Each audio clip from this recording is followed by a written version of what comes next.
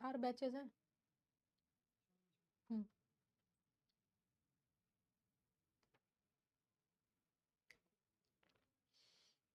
Hello my dear students, welcome back once again. चलिए आइए फिर से लाइव सेशन को शुरू करते हैं। होपफुली सेशन नंबर जो हमारा आज का पहला था वो आपको बढ़िया तरीके से समझ आ गया होगा, जहां पर हमारा जो मेन कंसर्न था वो क्या था, हम वेलोसिटी ट्राइंगल को बढ़िया तरीके से समझ लें, कितनी तरह की पावर्स एग्जिस्ट कर रही हैं इसको बढ़िया तरीके से समझ लें, और इसके बाद हमने डिस्कस करा टाइप ऑफ एफिशिएंसीज, जैसे कि हाइड्रोलिक एफिशिएंसी पढ़ी, मैकेनिकल एफिशिएंसी पढ़ी, और लास्ट में हमने ओवरऑल एफिशिएंसी के बारे में सीखा। ठीक है, अब फिर से सेशन को शुरू करते हैं भाई। लंच वगैरह हो गया है, तैयार हो, एनर्जी है, बता दो भाई सारे के सारे लोग। अगर एनर्जी है तो टरबाइन का पार्ट 3 समझ आ जाएगा, अगर एनर्जी खत्म हो चुकी है तब दिक्कत हो जाएगी। ठीक है, आपका स्वागत है। चलिए, आपका भी बहुत बहुत स्वागत है। ठीक है, सब एक दूसरे का स्वागत कर रहे हैं कितना सभ्य माहौल बना हुआ है क्लास में। चलो चलो शुरू करते हैं। ठीक है, तो अभी क्या क्या डिस्कस करेंगे, वर्किंग प्रिंसिपल, पेल्टन टरबाइन, ये सब डिस्कस करेंगे, बट कुछ पोर्शन अभी बच गया है बेटा, उसको ऐड करना बहुत जरूरी है, तो उसके एडिशन पर फोकस करते हैं। ठीक है, क्या बचा है, क्या बचा है, मुझे खुद ही ध्यान नहीं आ रहा है क्या बचा है, क्या बच गया भाई। यहां पर डिस्कस करेंगे प्रिंसिपल ऑफ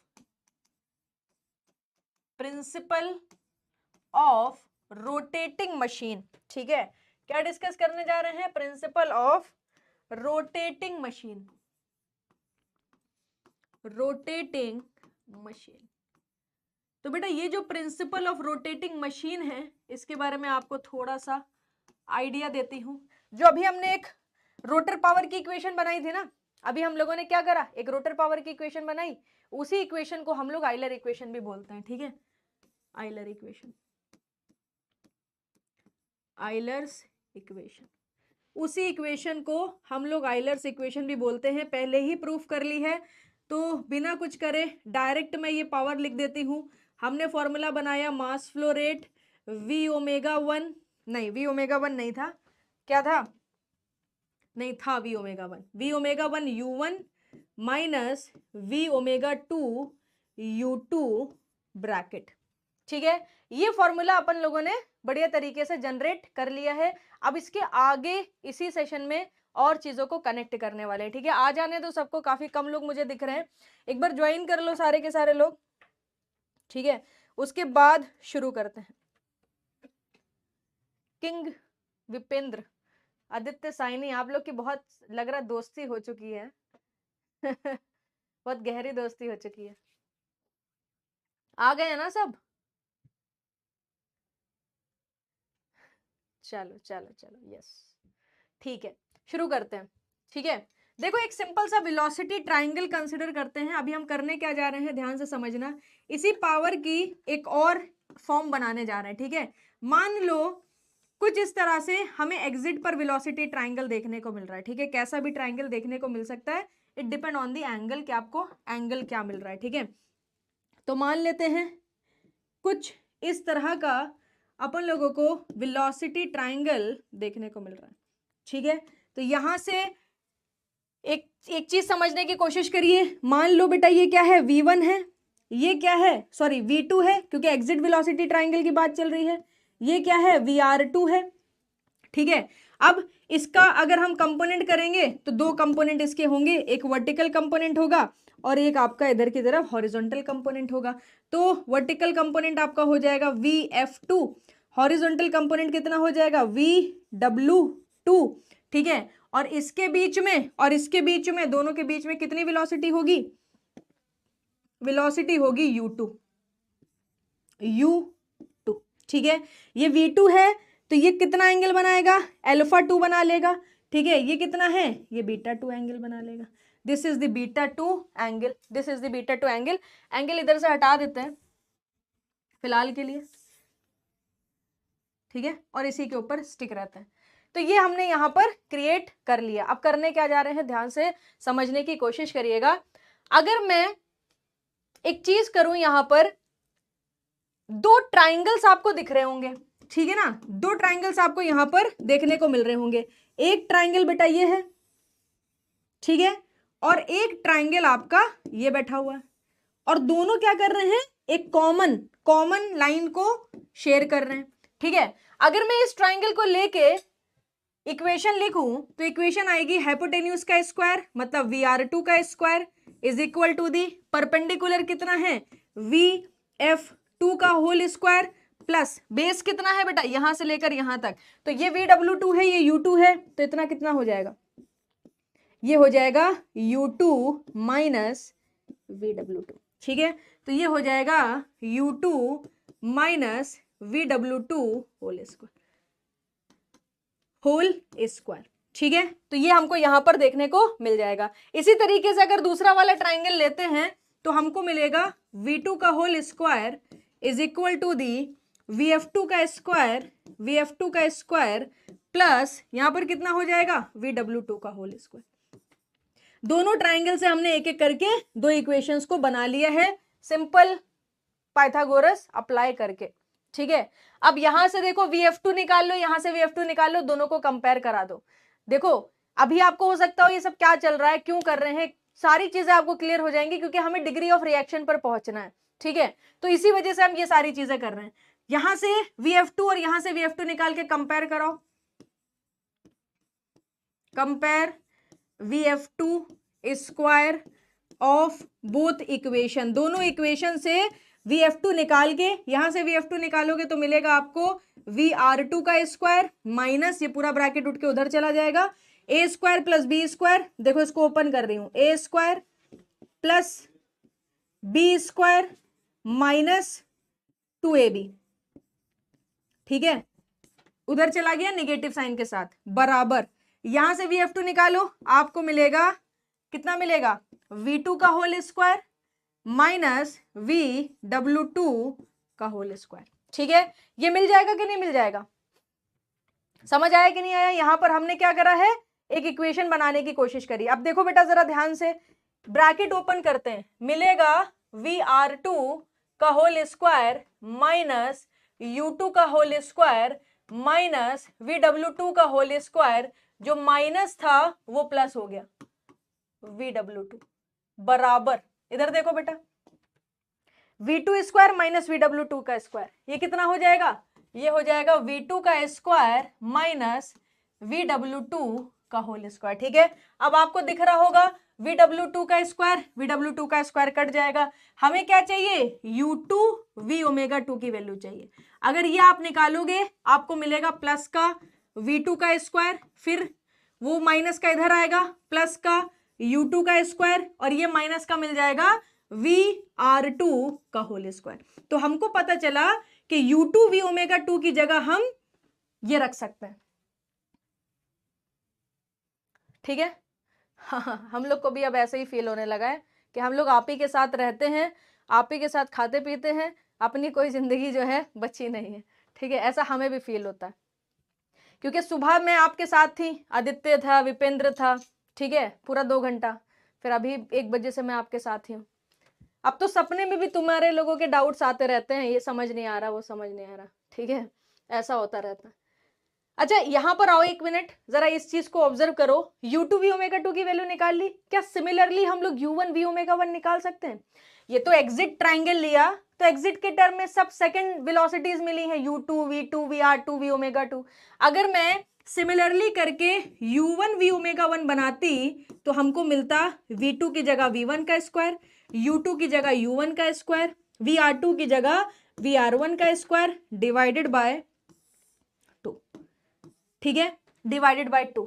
तो हम क्या कर सकते हैं, ऐसे करके एक और इक्वेशन बना सकते हैं। अब क्या करेंगे, ये जो पावर यहां से निकाली है यहां पर हम क्या करेंगे, ये पूरी वैल्यूज को पुट कर देंगे। तो देखो बेटा क्या मिलेगा, ये पावर क्या है, m dot V omega 1 U1 है ना, तो m डॉट को तो बाहर ही रखो, m डॉट को तो बाहर ही रखो बेटा, V omega 1 U1 minus V omega 2 U2, तो यहां से आपको मिलेगा V1 square minus V2 square by 2, U1 square minus U2 square by 2। ठीक है, प्लस ये उल्टा हो जाएगा VR2, क्योंकि ये माइनस है, यहां माइनस आएगा तो प्लस हो जाएगा, Vr2 स्क्वायर माइनस का Vr1 स्क्वायर बाय 2। तो ये आपको क्या मिल गया, ये आपको फिर से रोटर पावर की एक नई इक्वेशन मिल गई in terms of kinetic energy and pressure energy. ठीक है, अच्छा यहां पर जो इक्वेशन बनाई है ये बेसिकली वैलिड है फॉर बोथ रिएक्शन टरबाइन और इंपल्स टरबाइन। अभी तक हमने जितनी भी कैलकुलेशन करी है सब के सब दोनों के लिए हैं। जब हम उस स्पेसिफिक टरबाइन में पहुंचेंगे तो वहां पर प्रेशर एनर्जी होती नहीं है, तो प्रेशर एनर्जी वाले टर्म को जीरो कंसिडर कर लेंगे।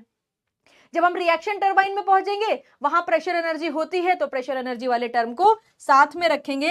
तो बेटा आप देख पा रहे होगे ये जो एब्सोल्यूट वेलोसिटी है ना, ये हमको दे रही है change in the kinetic energy, change in kinetic energy. बाकी के जो दो टर्म हमको मिलते हैं इसमें प्रेशर एनर्जी इन्वॉल्व होती है, चेंज इन प्रेशर एनर्जी। तो ये जो एक फॉर्मूला है, ये फॉर्मूला आपको यहां पर ध्यान रखना है। जब आप टोटल करते हो तो ये क्या आती है, टोटल पावर आती है, total power of the rotor. ठीक है ना, ये क्या है, total power of the rotor. तो यहां पर हम लोगों ने क्या करा, फिर से समझाती हूं, यहां तक का तो कैलकुलेशन हम पहले ही कर चुके थे। इसी को ही इक्वेशन को हम क्या बोलते हैं, बस हमने एक नाम दे दिया, this equation is also known as the Euler equation, simple. ठीक है, दूसरा काम क्या करा, एक सिंपल वेलोसिटी ट्राइंगल ले लिया, नहीं पता था सब ऐसे ही लाइंस ओपन बना दी, कोई दिक्कत नहीं थी। उसके बाद हमने दोनों ट्राइंगल लेके इक्वेशन बनाई, VF1 को कंपेयर करा दिया, VF2 को कंपेयर करा दिया, सॉरी, और उसके बाद हमको यहां पर ये इक्वेशन मिल गई। हमने बोला कि अगर एग्जिट वेलोसिटी ट्राइंगल के लिए ये इक्वेशन मिल रही है तो इनलेट वेलोसिटी ट्राइंगल के लिए कौन सी इक्वेशन होगी, ऐसी होगी। इसको इससे माइनस करो, क्यों, क्योंकि पावर का फॉर्मूला है VW/U1 माइनस VW/U2। तो एक एक टर्म को मैंने माइनस करा, इसको इससे माइनस करा ये इक्वेशन आई, इसको इससे माइनस करा ये इक्वेशन आई, इसको इससे माइनस करेंगे तो ये ऑलरेडी माइनस है, प्लस हो जाएगा, तो Vr2 square minus Vr1 square बटे 2 और प्लस बाहर रख दिया। समझ आया कि नहीं आया, मैंने क्या करा है, इस टर्म को इस टर्म से माइनस करा है, मगर एक साथ माइनस नहीं करा है, एक एक करके कर दो ना ताकि इक्वेशन बन जाए एक ही बार में। इसको इससे माइनस करा, इसको इससे माइनस करा, तो ये इक्वेशन बन गई। ठीक है, सीसी बना दो फटाफट, फिर हम आगे चलते हैं और यहीं से कनेक्ट करते हैं एक और टर्म को जिसे हम बोलते हैं डिग्री ऑफ रिएक्शन। DOR भी लिखते हैं और R भी लिखते हैं, डिग्री ऑफ रिएक्शन। ठीक है, डिग्री ऑफ रिएक्शन बेटा होता क्या है, ध्यान से समझने की कोशिश करना। ये बेसिकली एंथैल्पी चेंज की बात करता है कि रोटर पर कितना एंथैल्पी चेंज हुआ और स्टेज पर कितना एंथैल्पी चेंज हुआ। अब बात ये आती है कि रोटर और स्टेज ये होता क्या है। तो रोटर तो आपको पता है, हम ब्लेड की बात कर रहे हैं, एक व्हील है उसके ऊपर ब्लेड्स लगे हुए हैं, that is your rotor. Stage का मतलब क्या होता है बेटा, हमेशा ध्यान रखना, अगर हम स्टेज की बात करते हैं, स्टेज का मतलब होता है अ सेट ऑफ नोजल, ठीक है ना, जो नोजल है प्लस ब्लेड। अगर हम रोटर की बात कर रहे हैं तो हम सिर्फ ब्लेड की बात कर रहे हैं। स्टेज का मतलब होता है नोजल प्लस ब्लेड। अच्छा, नोजल का कंसेप्ट आपको कहां मिलेगा, पेल्टन टरबाइन में मिलेगा। नोजल का कंसेप्ट पेल्टन में मिलेगा। ठीक है, अगर मैं बात करूं रिएक्शन टरबाइन की, उसमें स्टेज क्या होती है, तो उसमें बेटा क्या होता है, नोजल की जगह लगा होता है फिक्स्ड ब्लेड। ठीक है ना, फिक्स्ड ब्लेड लगी होती है रिएक्शन टरबाइन में, और कुछ ब्लेड आपकी मूविंग ब्लेड भी होती है, fixed blade and moving blade. तो इसका जो सेट होगा वो हमारा कहलाता है स्टेज। ठीक है ना, तो पेल्टन में नोजल प्लस ब्लेड को स्टेज बोलते हैं और रिएक्शन टरबाइंस में fixed blade plus moving blade को स्टेज बोलते हैं। ठीक है, तो सबसे पहले तो मैं आपको एक ऐसी डेफिनेशन बताती हूं जो डायरेक्ट एग्जाम में पूछी जाती है। ठीक है, अब देखो एक चीज समझने की कोशिश करो, मैकेनिकल वाले इंथैल्पी शब्द को अच्छे से समझते होंगे, चेंज इन द इंथैल्पी। ठीक है, बट सिविल वाले इंथैल्पी शब्द को नहीं समझते, तो सिविल वालों को इंथैल्पी की जगह प्रेशर चेंज समझना है, क्योंकि अगर इंथैल्पी में चेंज आ रहा है तो इसका मतलब प्रेशर भी चेंज हो रहा होगा। ठीक है, तो फॉर्मूला क्या होता है, degree of reaction is defined as the, देखो जरा, degree of reaction is defined as the ratio of total enthalpy change in the rotor to the stage। ठीक है, तो डिग्री ऑफ रिएक्शन को बेटा इसको R से भी रिप्रेजेंट करते हैं। आप ये लिख सकते हो इंथैल्पी चेंज को डेल्टा S से रिप्रेजेंट करते हैं। रोटर में enthalpy change divided by stage में इंथैल्पी चेंज। ठीक है, तो ये तो डेफिनेशन हो गई, एक थोड़ी सी सॉलिड डेफिनेशन या कह सकते हैं बुकिश डेफिनेशन जो डायरेक्टली आपसे पूछी जा सकती है। अब प्रेशर एनर्जी के टर्म में मैं इसको समझाने की कोशिश करती हूं। ठीक है, डिग्री ऑफ रिएक्शन क्या होता है? प्रेशर का कितना चेंज आया divided by the total. Degree of reaction से समझ आ रहा होगा कि इसका सिग्निफिकेंस कहां होगा? रिएक्शन टरबाइन में। हम क्या देखना चाहते हैं कि रिएक्शन टरबाइंस के इनलेट पर प्रेशर एनर्जी भी है, काइनेटिक एनर्जी भी है। हम ये देखना चाहते हैं कि प्रेशर एनर्जी का चेंज टोटल में से प्रेशर एनर्जी का चेंज हमको कितना देखने को मिला, इसी को ही बोलते हैं डिग्री ऑफ रिएक्शन। बात समझ आ रही है? फिर से समझो इस चीज को मैं क्या कर रही हूं। डिग्री ऑफ रिएक्शन क्या बता रहा है? रिएक्शन टरबाइंस के अंदर प्रेशर एनर्जी भी है, काइनेटिक एनर्जी भी है। डिग्री ऑफ रिएक्शन हमें बताता है कि रोटर पर हमको कितना प्रेशर एनर्जी चेंज मिला with respect to total energy. तो यहां पर अगर आप देखोगे, एक और डेफिनेशन लिख रही हूं, it is defined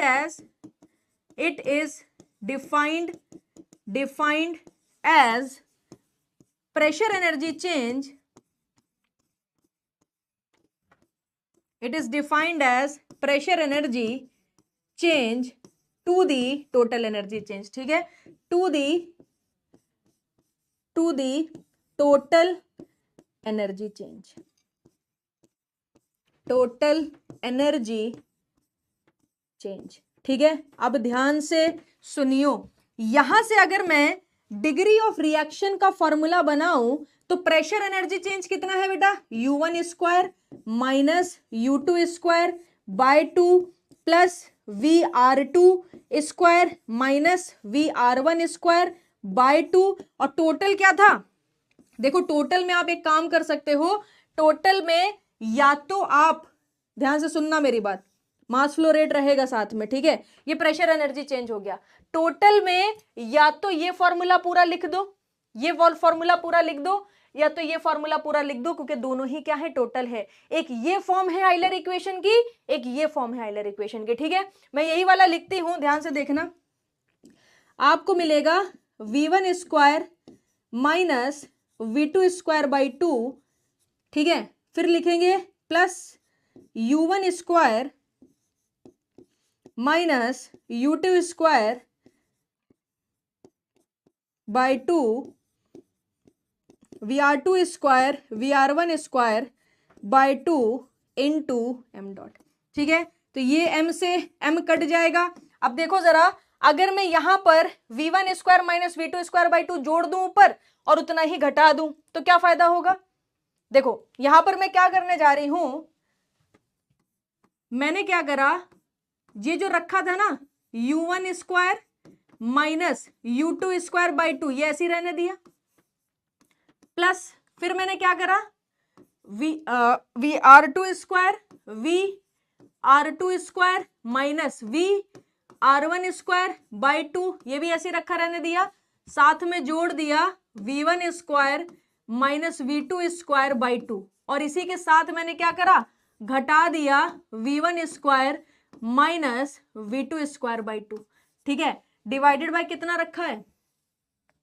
divided by ये पूरा रखा हुआ है, V1 square minus V2 square by 2 plus U1 square minus U2 square by 2 plus VR2 square minus VR1 square by 2। ठीक है, अब मैं एलसीएम अलग अलग कर लेती हूं। ठीक है, अगर एलसीएम में अलग अलग करूंगी तो ध्यान से देखो, ये टर्म और ये टर्म एक साथ अलग करेंगे तो 1 बन जाएगा, फिर आएगा माइनस साइन, फिर हमें मिलेगा V1 square minus V2 square by 2 divided by ये पूरा टर्म मिल जाएगा। ठीक है, कितना मिल जाएगा, v1 square minus v2 square by 2, ठीक है, प्लस कर देंगे, फिर यहां पर हो जाएगा u1 square minus u2 square by 2 plus साथ में आ जाएगा vr2 square minus vr1 square by 2। ठीक है, तो ये फॉर्मूला बन के आता है डिग्री ऑफ रिएक्शन का। मैं क्या ये बड़े बड़े फॉर्मूलाज पूछे जाएंगे? ठीक है, देखो बेटा वैल्यूज पूछी जाएंगी, सिंपल बात। पेल्टन टरबाइन दे देगा, पूछ लेगा रिएक्शन, डिग्री ऑफ रिएक्शन बताओ। ठीक है, आपको कैप्लान टरबाइन या रिएक्शन टरबाइंस दे देगा, आपसे बोलेगा डिग्री ऑफ रिएक्शन बताओ। डायरेक्ट क्वेश्चन पूछे जाएंगे। मगर जो वैल्यूज हम अलग अलग टरबाइंस में जाके निकालेंगे तो इसी फॉर्मूला से। ठीक है, अगर मैं आपसे बोलती हूं बेटा कि पेल्टन टरबाइन का डिग्री ऑफ रिएक्शन 0 है, तो आप मुझसे क्या सवाल पूछोगे बताओ? अगर मैं आपसे बोलती हूं पेल्टन टरबाइन का डिग्री ऑफ रिएक्शन 0 है, तो आप मुझसे क्या सवाल पूछोगे? इतना टफ सब्जेक्ट चल रहा है, मतलब ठीक है, इसमें बच्चों का मन नहीं लगता है, थोड़ा डिफिकल्ट पड़ता है, चीजें समझो आउट ऑफ द बॉक्स जाके, तो ये सबका वीक है। आप एक चीज समझो, आप जो एज क्रिएट कर सकते हो ना सिलेक्शन में, इन्हीं सारे सब्जेक्ट से कर सकते हो। सारा का सारा बच्चा हाइड्रोलिक मशीन छोड़ देता है, एफएम सब पढ़ के जा रहे हैं। अरे एफएम सब पढ़ के जा रहे हैं तो सबको नंबर मिलेंगे। टॉपर कौन बनेगा? जिसको हाइड्रोलिक मशीन आती होगी। समझ रहे हो बात को? क्योंकि जो सब्जेक्ट आसान है, जो सब्जेक्ट समझने में मजा आ रही है, जिसमें बोरियत नहीं है, वो तो सबने सीख ही लिया है। एफएम तो सबने सीख लिया है। अब आप एक्स्ट्रा नंबर कहां से पाओगे? इस तरह के सब्जेक्ट्स में। और सवाल आएंगे, 1-2 क्वेश्चन आपके जरूर आएंगे, हर एग्जाम में हर बार आते हैं, तो वो आप कर नहीं पाओगे। वो कौन कर पाएगा? टॉपर। जब टॉपर कर पाएगा तो टॉपर ही के नंबर आएंगे और वही टॉपर कहलाएगा। ठीक है पहले मेंस दे दूं, बाद में प्रीलिम्स दूं?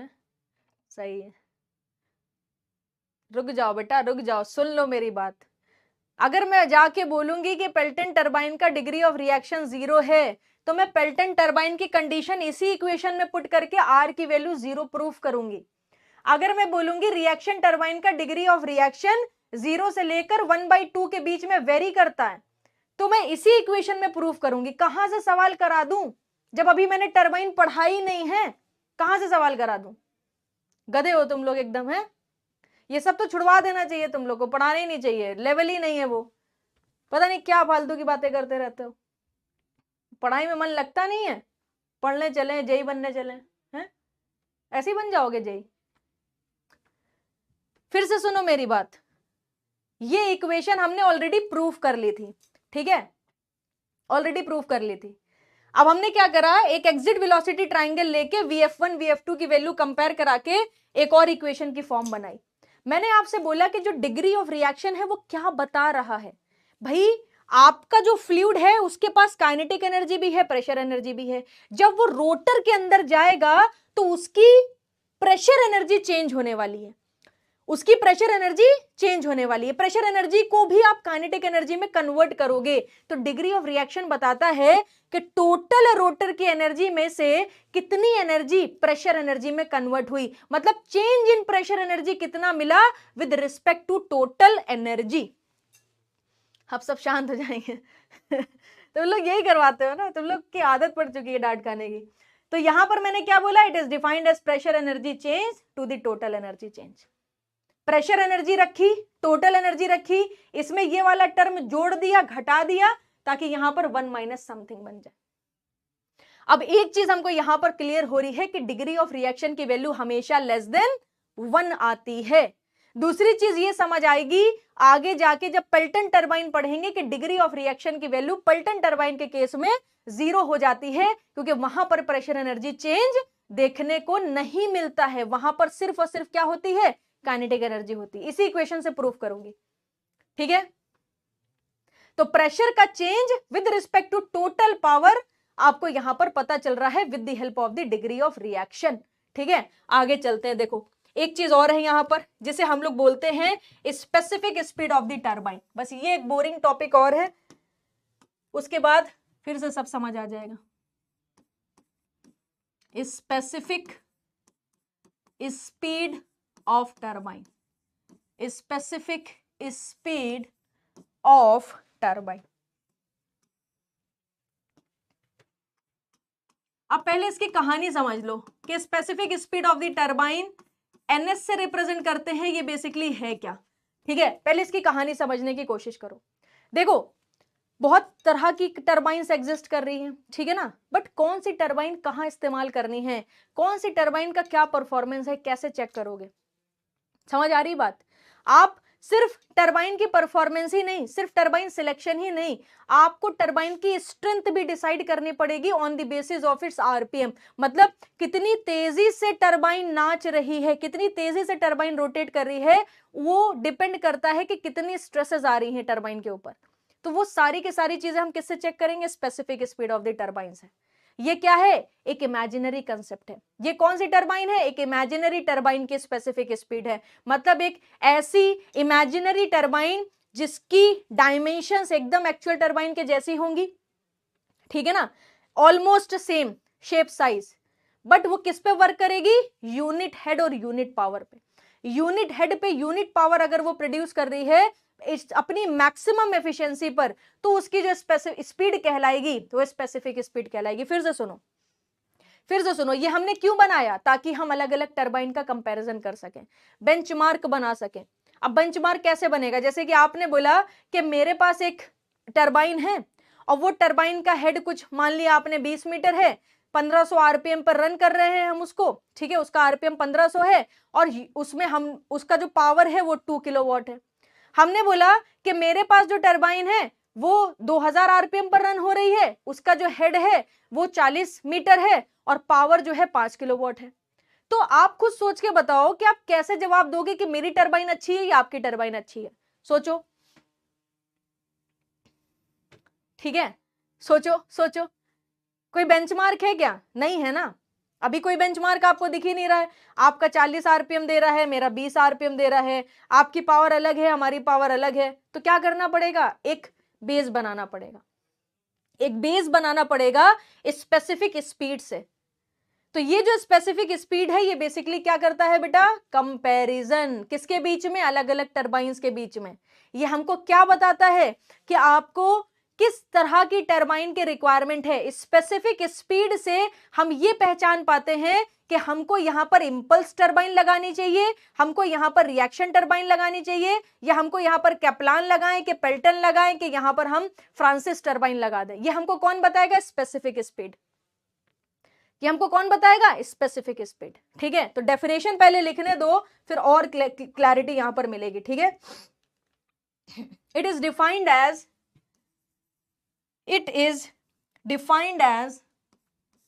ये क्या डिफाइन करता है, it is defined as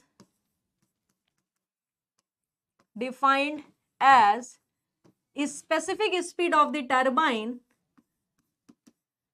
specific speed of the turbine, it is defined as specific speed of the turbine which is of same shape, क्या है, शेप भी सेम होगा, same shape and geometrical dimension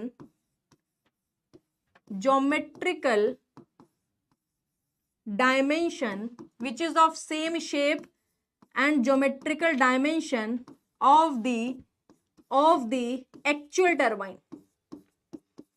ठीक है, ये एक ऐसी टरबाइन है जो सेम शेप की होगी, जो हमारी एक्चुअल टरबाइन होती है वैसे ही सेम साइज की होगी, बट वर्किंग अंडर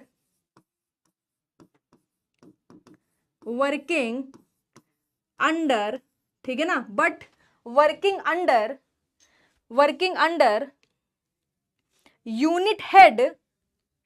ठीक है, ये इसको ऐसे लिख देते हैं, but of such a size, एक सेकेंड रुको जरा, but of such a size which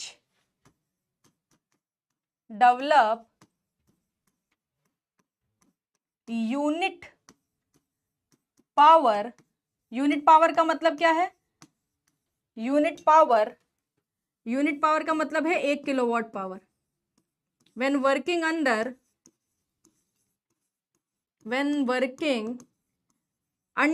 unit head, ठीक है, यूनिट हेड का मतलब क्या है कि हेड की वैल्यू कितनी होगी 1 metre at it's maximum efficiency,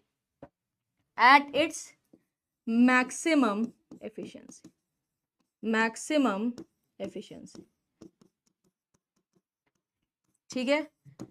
क्या है, क्यों यूज करते हैं, it is use to compare, it is used to compare the different turbines,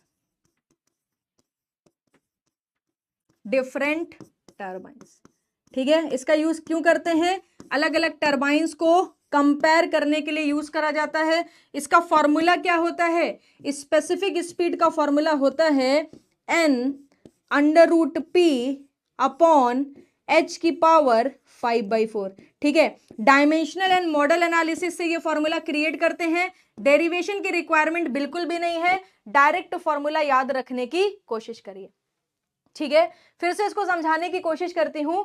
specific speed of the turbine क्या है, ये एक इमेजिनरी टरबाइन की एक ऐसी स्पीड है जो शेप में और ज्योमेट्रिकल डायमेंशंस में सेम होगी, मगर इस साइज की होगी कि वो यूनिट पावर प्रोड्यूस करेगी यूनिट हेड पर, अपनी मैक्सिमम एफिशिएंसी पर, ठीक है ना।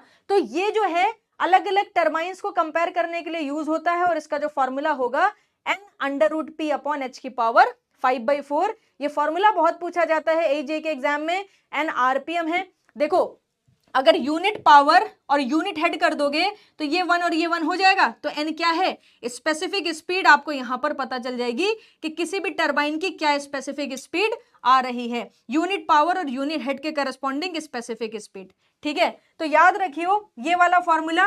और आप अब ये भी समझ पा रहे होगे, अगर किसी टरबाइन का हेड हाई है तो स्पेसिफिक स्पीड क्या होगी, लो होगी। मैंने आपसे शुरुआत में बोला था कि स्पेसिफिक स्पीड और हेड का दोनों का रिलेशन क्या होता है, इनवर्सली प्रोपोर्शनल होता है। अरे डायमेंशनलेस नहीं होता है चचा, मैं बोल रही हूं डायमेंशनल एंड मॉडल एनालिसिस से इस फॉर्मूला को प्रूव करा गया है। अभी यूनिट लिखवाऊंगी, डायमेंशनलेस किसी ने नहीं बोला कि होता है, इसकी डायमेंशनल फॉर्मूला पूछ लिया जाता है, याद होना चाहिए, ठीक है। n√p अपॉन h की पावर 5/2, अगर h बढ़ेगा तो स्पेसिफिक स्पीड घट जाएगी, h घटेगा तो स्पेसिफिक स्पीड बढ़ जाएगी। मैंने आपको क्या बताया था, पेल्टन टरबाइन जो है हाई हेड टरबाइन है, उसकी स्पेसिफिक स्पीड क्या लिखवाई थी, बता सकते हो, लो स्पेसिफिक स्पीड लिखवाई थी या हाई स्पेसिफिक स्पीड लिखवाई थी, बताइए बताइए।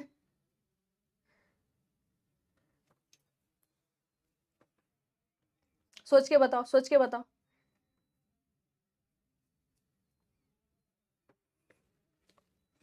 ठीक है,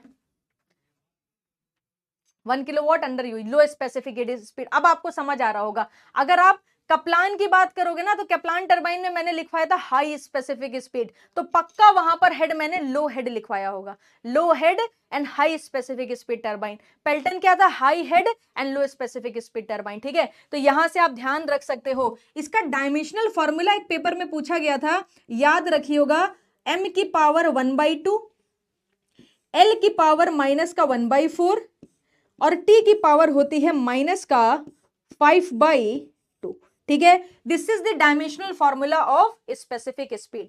जैसे कि स्पेसिफिक स्पीड है ना, इसी तरीके से स्पेसिफिक पावर भी होती है, स्पेसिफिक हेड भी होता है, स्पेसिफिक डिस्चार्ज भी होता है। तो आपको सबके फॉर्मूलाज याद होने चाहिए क्वेश्चन बनाने के लिए, ठीक है। डेरिवेशन पे नहीं जाएंगे, जहां जरूरत होगी वहीं पर ही डेरिवेशन करेंगे। स्पेसिफिक हेड की बेटा अगर मैं बात करूं तो ये फॉर्मूला होता है h upon n square D square, ठीक है। क्या होता है, HS is equal to the h upon n square D square, ठीक है। यहां पर देखो QS क्या होगा, Q upon N D cube. और स्पेसिफिक पावर का फॉर्मूला क्या होता है? P upon N square D की पावर N क्यूब होता है शायद ना, एक बार चेक कर लेते हैं। N क्यूब होता है, हाँ, N क्यूब D की पावर 5, और यहाँ हो जाएगा ND क्यूब, यहाँ हो जाएगा N स्क्वायर D स्क्वायर। ठीक है, तो ये कुछ फॉर्मूलाज हैं जो आपको डायरेक्ट याद रखने हैं, चाहे वो स्पेसिफिक हेड हो, चाहे स्पेसिफिक डिस्चार्ज हो, चाहे स्पेसिफिक पावर हो। ठीक है, बहुत ही बढ़िया, बहुत ही बढ़िया, काफी सारे लोगों को याद भी है, इसका मतलब आप पहले भी हाइड्रोलिक मशीन थोड़ा बहुत तो पढ़े हुए हो। ठीक है, अब जितना भी बेसिक टर्म था वो हमारा क्लियर हो गया, मान सकते हैं ना क्लियर हो गया। थोड़ी एनर्जी दिखाओ भाई, आपकी एनर्जी की सहायता की जरूरत है बस। ठीक है, बेसिक मान सकते हैं, मतलब अभी मैं आपको लिस्ट बताती हूँ क्या किए, ये चीजें आपको आ गई हैं। आपको ये पता है टरबाइन का काम क्या है, हाइड्रोलिक एनर्जी को मैकेनिकल एनर्जी में चेंज करना। ठीक है, आपको टरबाइन का क्लासिफिकेशन पता हो गया है, on the basis of type of flow, on the basis of energy available at the inlet, on the basis of specific speed, on the basis of head available at the inlet. बात समझ आ रही है? इतना clear है। दूसरी चीज, क्या आपको वेलोसिटी ट्रायंगल क्लियर हो गया है? सीसी बनाते जाना, ठीक है, सीसी बनाते जाओ लगातार। क्या आपको वेलोसिटी ट्रायंगल क्लियर हो गया है? बस इतना पता होना चाहिए। ठीक है, वेलोसिटी ट्रायंगल भी क्लियर है। क्या आपको टाइप्स ऑफ पावर क्लियर हो गई हैं? Shaft power, rotor power, hydraulic power. ठीक है, चलो ठीक है, हाइड्रोलिक पावर भी क्लियर है। क्या आपको एफिशिएंसी के फॉर्मूला क्लियर हो गया है? हाइड्रोलिक एफिशिएंसी क्या है? Rotor power upon hydraulic power. Mechanical efficiency क्या है? Shaft power upon rotor power. ठीक है, ओवरऑल एफिशिएंसी क्या है? शाफ्ट पावर बटे हाइड्रोलिक पावर, या कह सकते हैं ओवरऑल एफिशिएंसी है mechanical efficiency into hydraulic efficiency. ठीक है मैम, ये भी क्लियर है। क्या आपको डिग्री ऑफ रिएक्शन का फॉर्मूला क्लियर हो गया है? Pressure energy change, total energy change, या कह सकते हैं enthalpy drop in rotor, enthalpy drop in state. ठीक है, ये फॉर्मूला पता होना चाहिए। अभी सब वापस से आएगा, सब वापस से डिस्कस होगा, अलग अलग टरबाइन के केस में सब चीज डिस्कस होगी। ठीक है, बट पता होनी चाहिए। क्या आपको स्पेसिफिक स्पीड समझ आ गई? मैम स्पेसिफिक स्पीड एक इमेजिनरी स्पीड है। ओके मैम, स्पेसिफिक स्पीड क्या करती है? कंपैरिजन करती है, अलग अलग टरबाइन का कंपैरिजन करेगी, टरबाइन सिलेक्शन में हमारी मदद करेगी। ठीक है मैम, ये भी समझ आ गया। मैम स्पेसिफिक स्पीड का फॉर्मूला है n√2 n√p h की पावर 5/4। हाँ, ये भी पता है। इतने में अगर किसी को कोई भी तकलीफ नहीं है तो आप सही जा रहे हो, कोई दिक्कत वाली बात नहीं है। आप सही जा रहे हो, कोई दिक्कत वाली बात नहीं है, अगर इतना क्लियर है। ठीक है, अब बात करते हैं बेटा, सबसे पहली टरबाइन हम लोग डिस्कस करने जा रहे हैं जो हमारी क्या होगी? Impulse turbine. मैंने आपसे बोला था दो बेसिक क्लासिफिकेशन करे हैं, एक आपका है इंपल्स टरबाइन, दूसरा है रिएक्शन टरबाइन। इंपल्स टरबाइन में हमारे पास एक टरबाइन है जो हमको पढ़नी है, जो आपकी क्या कहलाती है बेटा? पेल्टन टरबाइन और पेल्टन व्हील, वही डिस्कस करने जा रहे हैं। अब जाके आफ्टर 3 क्लासेस, अब जाके हम एक्चुअल में टरबाइन शुरू कर रहे हैं। पेल्टन टरबाइन, या इसको बोल सकते हैं क्या बेटा? Pelton wheel. पेल्टन व्हील, बहुत कुछ है जानने के लिए, समझने के लिए।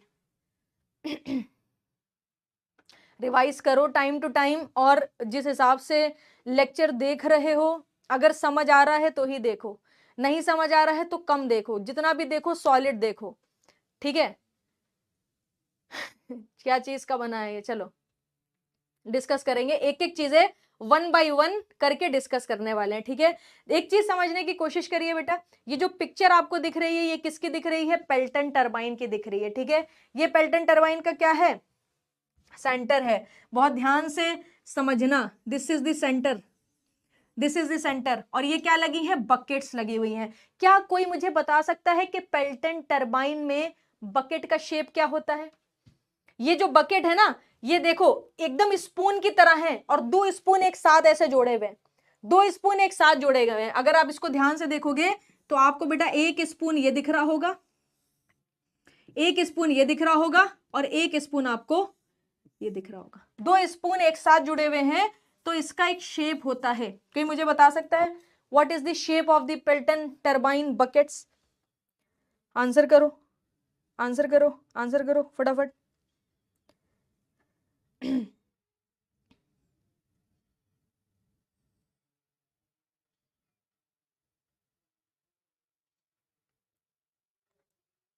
बताइए इसका शेप क्या होगा?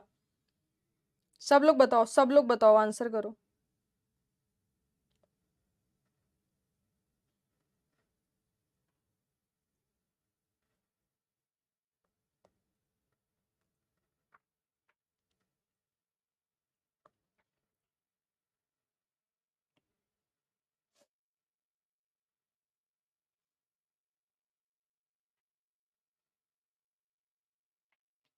Try to answer fast. ठीक है, कॉनकेव कुछ बोल रहे हैं, कुछ इलेक्ट्रिकल बोल रहे हैं। सही है भाई, सही है भाई, सही है भाई। और सोचो इसके बारे में, क्या शेप की हैं ये बकेट्स? जो इलिप्स बोल रहे हैं ना वो थोड़ा आसपास सोच पा रहे हैं।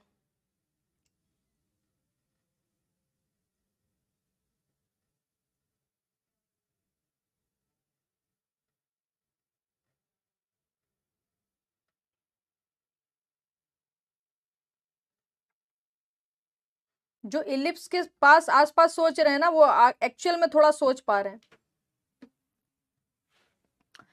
हेमीस्फेरिकल पता है कब होता है? बीटा की वैल्यू जब चेंज होगी। बताऊंगी हेमीस्फेरिकल भी कब हो जाएगा। जो इलिप्टिकल बोल रहे हैं ना, अब ये सोचो ये 3D में एक स्पून बना हुआ है, ठीक है ना, स्पून शेप ही एक इलिप्सॉइडल शेप होता है। इलिप्टिकल नहीं बोल देंगे इसे, बोलेंगे इलिप्सॉइडल। तो हमेशा ध्यान रखना बेटा कि यहां पर ये जो शेप आपको देखने को मिल रहा है, इस शेप को हम लोग बोलते हैं डबल। डबल डबल क्यों बोला? क्योंकि दो शेप एक साथ जुड़े हुए हैं। मैंने बताया ना ऐसे दो स्पून एक साथ जुड़े हुए हैं, अभी दिखाऊंगी दूसरी पिक्चर भी। इसको बोलते हैं double ellipsoidal cup. Double ellipsoidal cup. कब ये हेमीस्फेरिकल का शेप ले लेते हैं ये बात भी अपन लोग डिस्कस करेंगे विदाउट एनी प्रॉब्लम। ठीक है, एक चीज और समझने की कोशिश करिए। ये जो जेट है ना, आप अगर देखोगे यहां से ये नोजल लगा दी है, ये नोजल के पास क्या होगी? काइनेटिक एनर्जी होगी। और हाई काइनेटिक एनर्जी जेट जाके कहां पर टकरा रहा है?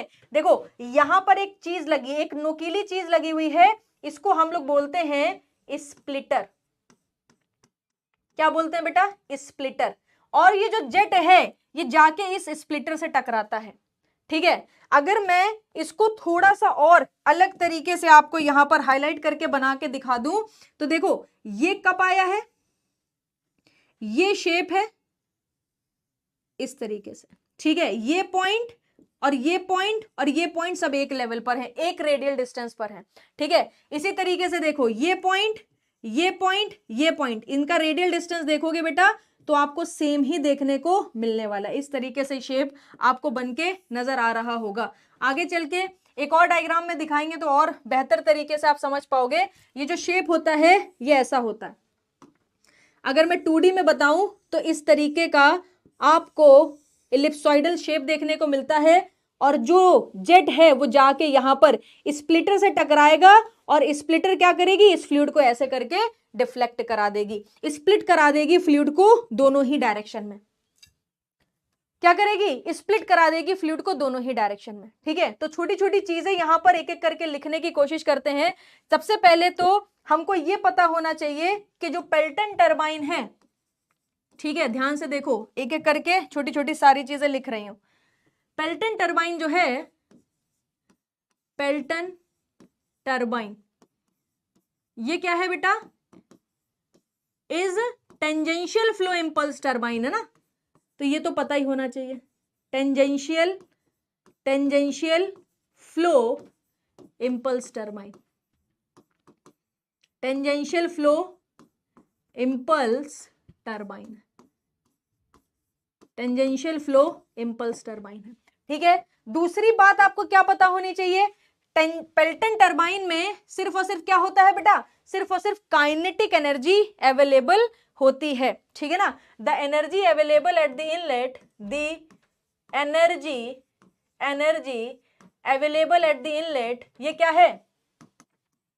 the energy available at the inlet is only kinetic energy। ठीक है, सिर्फ और सिर्फ बेटा क्या होगी, काइनेटिक एनर्जी होगी। ठीक है, इसी के साथ साथ एक पॉइंट और ध्यान रखो, अगर हम प्रेशर एनर्जी की बात करें तो हर जगह क्या होगा बेटा, सिर्फ और सिर्फ एटमॉस्फेरिक प्रेशर होगा। The pressure at the inlet, pressure at the inlet, एक लाइन और आ गई देखो, inlet and exit of the turbine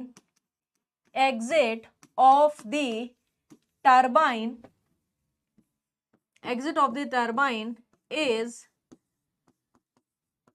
only atmospheric pressure।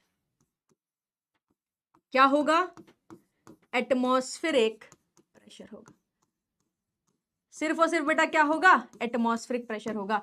तो 3 इंपॉर्टेंट पॉइंट हमने यहां पर जनरेट कर लिए पेल्टन टरबाइन के बारे में। सबसे पहला पॉइंट है कि ये टेंजेंशियल फ्लो इंपल्स टरबाइन है। फिर दूसरा पॉइंट है एनर्जी जो है सिर्फ और सिर्फ काइनेटिक एनर्जी अवेलेबल होगी। फिर हमने देखा कि प्रेशर जो होगा इनलेट और एग्जिट पर वो सिर्फ और सिर्फ एटमॉस्फेरिक प्रेशर आपका यहां पर होने वाला है। दूसरी चीज, जेट जो ब्लेड से जाके टकराएगा वो कैसे टकराएगा, या बकेट से जाके टकराएगा तो कैसे टकराएगा, टेंजेंशियली। तो याद रखियो, द जेट स्ट्राइक, टकराने को क्या बोलते हैं, स्ट्राइक दी बकेट टेंजेंशियली। ठीक है, अभी ध्यान से धीमे धीमे सुनते जाओ। ठीक है, इसी के साथ मैंने आपको बताया था कि अगर पेल्टन टरबाइन में काइनेटिक एनर्जी हमको ज्यादा चाहिए, क्योंकि इनलेट पर सिर्फ काइनेटिक एनर्जी है, वही काइनेटिक एनर्जी को हम किस में कन्वर्ट करेंगे, रोटर पावर में कन्वर्ट करेंगे। तो आप एक चीज सोच के देखो, हाई काइनेटिक एनर्जी का मतलब है हाई वेलोसिटी, √2gh होता है ना। मैंने आपको बोला था, अभी लिख लो, बाद में फील करा देंगे। क्यों Pelton turbine high head turbine है, क्योंकि पेल्टन टरबाइन के इनलेट पर हमें काइनेटिक एनर्जी चाहिए। काइनेटिक एनर्जी का मतलब है high velocity, high velocity high kinetic energy. समझ आ रही है बात। वेलोसिटी का फॉर्मूला क्या है, √2gh। जितना ज्यादा, देखो ये दो तो चीजें कांस्टेंट है, जितना ज्यादा हेड बढ़ेगा उतनी ज्यादा वेलोसिटी बढ़ेगी। क्या आपको बात समझ आ रही है कि क्यों पेल्टन टरबाइन एक हाई हेड टरबाइन है। हाँ, तो इलिप्सॉइडल नहीं दिया होगा ना, अगर साथ में डबल इलिप्सॉइडल कप और हेमिस्फेरिकल दिया है तो इलिप्सॉइडल ही लेंगे। अगर ऑप्शन में इलिप्सॉइडल नहीं दिया है तो हेमिस्फेरिकल ही लेंगे। एक बार वेलोसिटी डायग्राम में पहुंचने दो, आपको पता चल जाएगा कब इलिप्सॉइडल होगा कब हेमिस्फेरिकल होगा। हाँ, हेड ज्यादा वेलोसिटी ज्यादा, वेलोसिटी ज्यादा काइनेटिक एनर्जी ज्यादा, और हमारे पास सिर्फ एक ही एनर्जी है, वो है काइनेटिक एनर्जी। उसी के साथ हमें सारा खेला खेलना है। हाँ ठीक है, इस वजह से बेटा अब आपको ये बात पूरी तरीके से फील हो गई होगी, why Pelton turbine is high head turbine. तो ये लिख भी देते हैं, Pelton turbine is high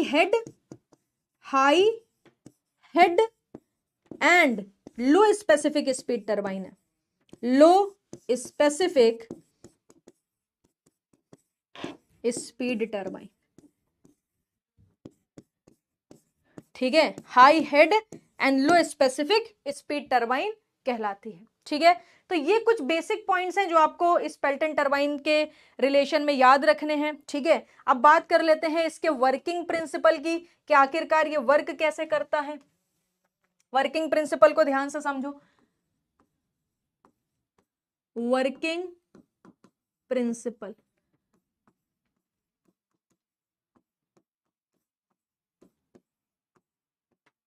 working principle. ठीक है, देखो बेटा, वर्किंग प्रिंसिपल क्या है, इस तरीके से इसके बकेट्स आपको दिखने को मिलेंगे। ठीक है, इस तरीके से बकेट्स आपको देखने को मिलने वाले हैं। जो जेट है वो इस तरीके से नोजल से निकलेगा। ठीक है, कैसे टकराएगा, टेंजेंशियली टकराएगा। किससे टकराएगा, स्प्लिटर से। टेंजेंशियली टकराएगा और किससे टकराएगा, स्प्लिटर से। तो ये आप क्या हो गया, जेट, ये जेट इससे टकरा, यहां से एंट्री लेगा और स्प्लिटर इसको क्या करेगा बेटा, ऐसे मोड़ देगा, ऐसे मोड़ देगा। ठीक है, अब इसका वर्किंग प्रिंसिपल आप खुद सोच के देखो क्या होगा। सबसे पहले ये जो जेट है ये टेंजेंशियली जाके टकराएगा, और उससे भी पहले क्या होगा, वाटर हम कंसीडर करेंगे रिजर्वायर से, through the outlet of the penstock क्या होगा, नोजल कनेक्ट करेंगे, और नोजल जो है ये क्या करेगी, जेट बनाएगी। ये पूरा का पूरा सिस्टम आपको हाइड्रो इलेक्ट्रिक पावर प्लांट से जोड़ना पड़ेगा। ठीक है ना, ये पूरा का पूरा सिस्टम आपको किससे जोड़ना पड़ेगा, हाइड्रो इलेक्ट्रिक पावर प्लांट से। रुक जाओ भाई 1 मिनट, ठीक है, सारे पॉइंट्स को लिखती हूं तब ध्यान से समझो। ठीक है, penstock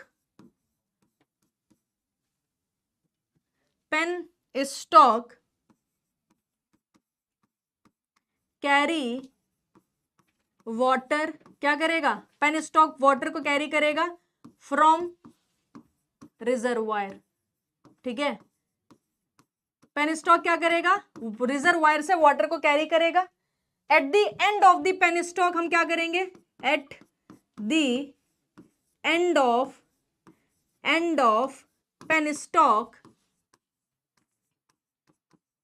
penstock nozzle is fitted. ठीक है ना, यहां पर हम क्या करते हैं बेटा, नोजल को फिट कर देंगे, नोजल इज फिटेड।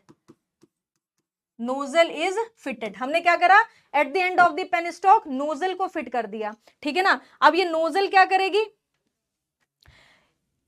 करेगी, with the help of this nozzle, with the help of this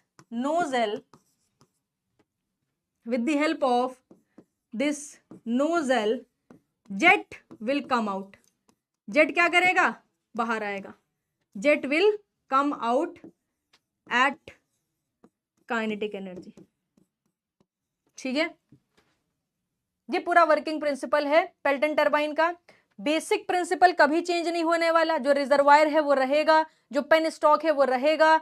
आप ड्राफ्ट ट्यूब पेल्टन टरबाइन में नहीं लगाओगे, क्यों, क्योंकि पेल्टन टरबाइन क्या है, एक इंपल्स टरबाइन है। यहां पर कोई भी ड्राफ्ट ट्यूब नहीं लगाएंगे, क्योंकि यहां पर कोई भी कैविटेशन के चांसेस नहीं होते हैं। ड्राफ्ट ट्यूब पिक्चर में कब आएगा, जब हम रिएक्शन टरबाइन की तरफ जाएंगे। तो पेल्टन टरबाइन का बहुत ही सिंपल सॉर्टेड फंडा है, पेनस्टॉक से फ्लूइड को लेके आओ रिजर्वायर से, आखिरी में क्या करो, यहां पर नोजल लगा दो, नोजल की हेल्प से जेट बना लो, और ये जेट जाके क्या करेगा, ऐसे बकेट से टकराएगा, और फिर ये बकेट क्या करेंगी, पूरे रनर को रोटेट कर देंगी। प्रीवियस डायग्राम में इस चीज को आप फील कर पा रहे होगे। हम क्या कर रहे हैं, पेनस्टॉक से जेट लेके आ रहे हैं इस तरीके से। ये जेट किससे आ रहा है, नोजल से आ रहा है, अब ये जेट क्या करेगा, यहां पे टकराएगा, और इस तरीके से स्प्लिट होगा फ्लूइड, और जिसकी वजह से ये टरबाइन क्या होगी, इस तरीके से रोटेट करने वाली है। ठीक है, जल्दी से मुझे बताओ क्लियर हुआ कि नहीं हुआ।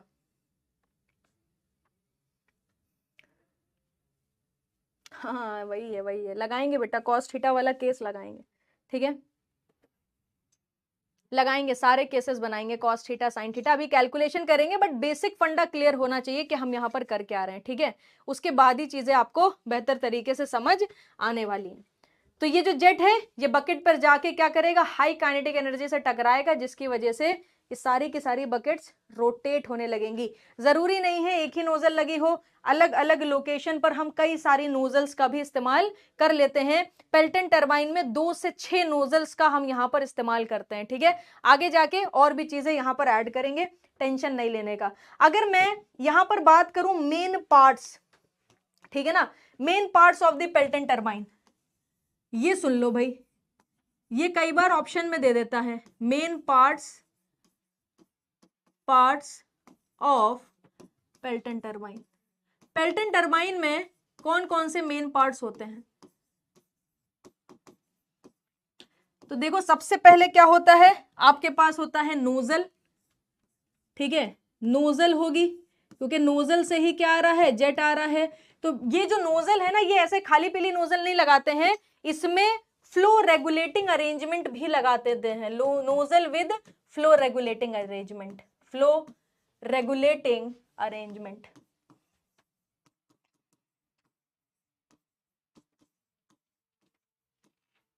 ठीक है, nozzle with flow regulating arrangement. ठीक है, तो ये होता है, नोजल लगा होता है। इसके अलावा क्या होगा, इसके अलावा आपको रनर मिलेगा, रनर विद बकेट्स, रनर कह लो चाहे रोटर बोल लो, रनर विद बकेट्स। इसके ऊपर क्या लगी होती हैं, बकेट्स लगी होती हैं। ठीक है, फिर क्या लगा होता है बेटा, यहां पर केसिंग होती है, केसिंग होती है, और क्या होता है, ब्रेकिंग जेट होता है, ब्रेकिंग जेट, ब्रेकिंग जेट। ठीक है, अब ध्यान से समझने की कोशिश करिए, पहले बेसिक आपका क्लियर करा देते हैं, उसके बाद सारी बात करेंगे। सबसे पहले हमने किसकी बात करी, नोजल की बात करी, उसके बाद रनर विद बकेट होता है। तो देखो कैसे बनेगी पेल्टन टरबाइन, ये हमारा रनर हो गया। ठीक है, अब इसमें हम क्या करते हैं बेटा, इस तरीके से बकेट्स लगा देते हैं, डबल इलिप्सॉइडल बकेट्स इस तरीके से लगी होती हैं, डबल इलिप्सॉइडल बकेट्स इस तरीके से लगी होती हैं, ऐसे। ठीक है, ये हो गया रनर, और फिर इलिप्सॉइडल बकेट्स लग गई। इसी के पास क्या लगाते हैं, ऐसे नोजल लगा देते हैं। और ये जो नोजल है बेटा, ये नोजल तो पेनस्टॉक से कनेक्टेड है, तो इसका अरेंजमेंट थोड़ा सा देखने की कोशिश करना। ठीक है, मैं बना रही हूं, अरेंजमेंट ध्यान से देखना कि एक्चुअल में ये फ्लो रेगुलेटिंग अरेंजमेंट वगैरह है क्या। तो देखो होता क्या है कि ये पूरा सिस्टम किसी पेनस्टॉक से कनेक्टेड होगा, ऐसे। अब पेनस्टॉक की लेंथ तो बहुत ज्यादा लंबी होगी ना, तो हम पूरी तो बनाएंगे नहीं, थोड़ी बना के छोड़ दी है। इसके पास क्या होता है, यहां पर कोनिकल शेप का इस तरीके से एक अरेंजमेंट लगा होता है, जो कि एक शाफ्ट से बेटा कनेक्टेड होता है। ठीक है, एक शाफ्ट से इस तरीके से कनेक्टेड होता है, और इस शाफ्ट को हम क्या करते हैं बेटा, व्हील से कनेक्ट कर देते हैं। इसको किससे कनेक्ट कर देते हैं, व्हील से कनेक्ट कर देते हैं। देखो यहां पर एक व्हील लगी होती है। ठीक है, ये क्या है, दिस इज द व्हील। तो देखो बेटा, ये व्हील है, ये व्हील है, ये जो हमारा पोर्शन है ये कहलाता है स्पीयर। क्या कहलाता है, स्पीयर, जिससे हम फ्लो को रेगुलेट कर पाते हैं। और यहां से क्या निकल रही होती है, नोजल, यहां से जेट निकल रहा होता है बेसिकली इस तरीके से। ठीक है, जो जाके किससे टकराता है, जो जाके बकेट से टकराता है। ये जो पूरा सिस्टम है ना, अब देखो पानी होगा यहां पर हर जगह, अगर आप इसको किसी डब्बे में बंद नहीं करोगे तो होगा क्या, पानी सब इधर उधर फैलेगा। ठीक है, तो हमने क्या करा, इस पूरे सिस्टम को एक केस में बंद कर दिया। इसी केस को हम क्या बोलते हैं, केसिंग बोलते हैं। ठीक है ना, ये पूरा सिस्टम किस में बंद हो गया बेटा, एक केस में बंद हो गया। तो ये जो मैंने डब्बा बनाया है इसको हम लोग बोलते हैं केसिंग। ये क्या है, ये केसिंग है। ये क्या है बेटा, केसिंग है। ये क्या है, ये रनर है। ये क्या है, ये रनर है। ये क्या है, ये बकेट्स हैं।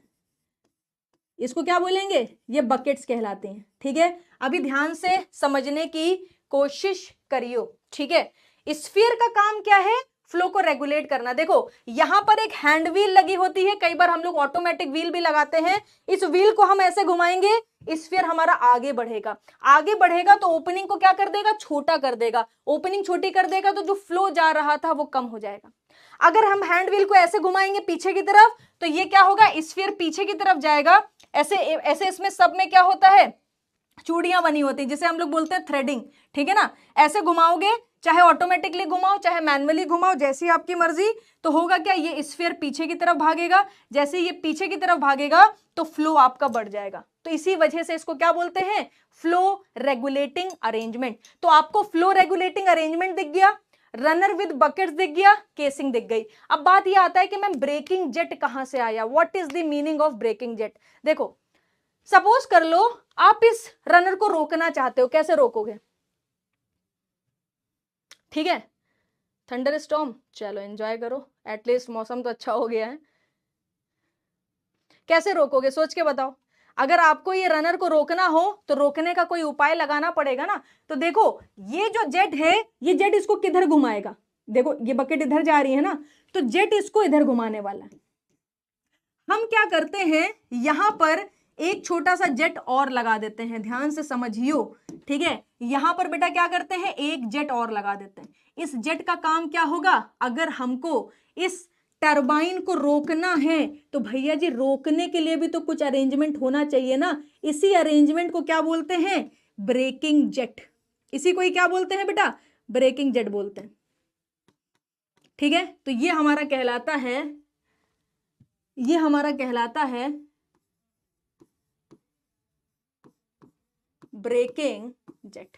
हमने एक जेट और लगा दिया। अब क्या है, ये देखो, सपोज कर लो हमें इस टरबाइन को रोकना है, हमने यहां से नोजल हटा दी, हटा क्या दी मतलब फ्लो रोक दिया। अब ये इधर घूम रही है, अब जेट क्या कर रहा है, लगातार ये जितनी भी बकेट्स है इधर जाने की कोशिश कर रही है, जेट इसको ऑपोजिट डायरेक्शन में रेजिस्ट कर रहा है। तो इससे होगा क्या, हम इस टरबाइन को रोक सकते हैं। तो ब्रेकिंग जेट का काम क्या है, टरबाइन को रोकना। अगर केस की आप बात करोगे, केसिंग की, तो इसका काम है स्प्लैशिंग ऑफ वाटर को रोकना, मतलब जो पानी बिखरेगा, जो इधर उधर फैलेगा, उसको रोकना है, केसिंग का काम है। ठीक है, ये जो स्पीयर लगा हुआ है मतलब फ्लो रेगुलेटिंग अरेंजमेंट है, इसका काम क्या है, फ्लो को रेगुलेट करना, ज्यादा लोड बढ़ाना है, ठीक है ना, या कह सकते हैं फ्लो बढ़ाना है, पावर ज्यादा जनरेट करनी है, तो स्फीयर को पीछे ले आइए, फ्लो बढ़ा दीजिए, ज्यादा आप फ्लूइड भेजोगे, ज्यादा काइनेटिक एनर्जी जाएगी, ज्यादा आपको यहां पर रोटर पावर देखने को मिलने वाली है। ठीक है, कम चाहिए तो इसको आप आगे भेज दो, बकेट्स पर जाके फ्लूइड टकराएगा और बकेट से रनर को क्या करने वाली है, घुमाने वाली है। क्या कोई दिक्कत? टफ तो नहीं लग रहा है ये सब्जेक्ट? वेरी सिंपल बेटा, वेरी सिंपल। मतलब अगर इसको समझने में प्रॉब्लम हो रही तो बताओ मैं कैसे पढ़ाऊंगी। समझ आया कि नहीं आया?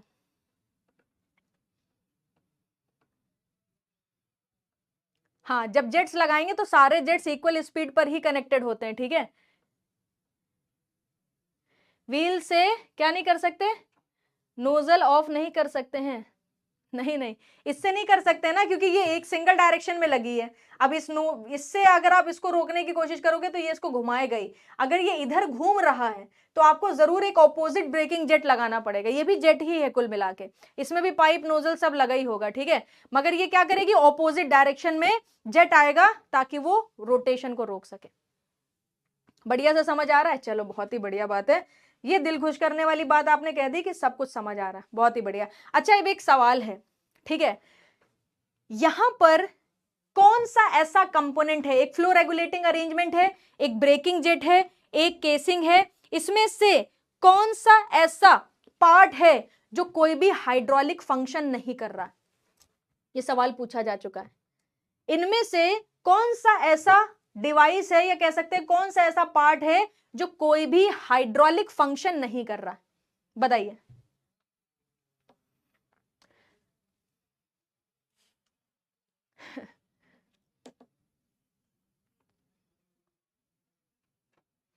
बताओ बताओ बताओ, इसमें से क्या है?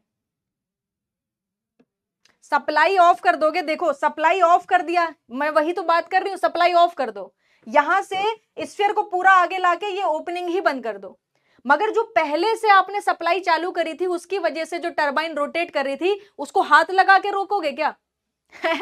बहुत हाई आरपीएम पे टरबाइन रोटेट करती है, अगर आप सप्लाई रोक भी दोगे आसानी से रुकेगी नहीं, इसी वजह से ब्रेकिंग जेट लगाया है।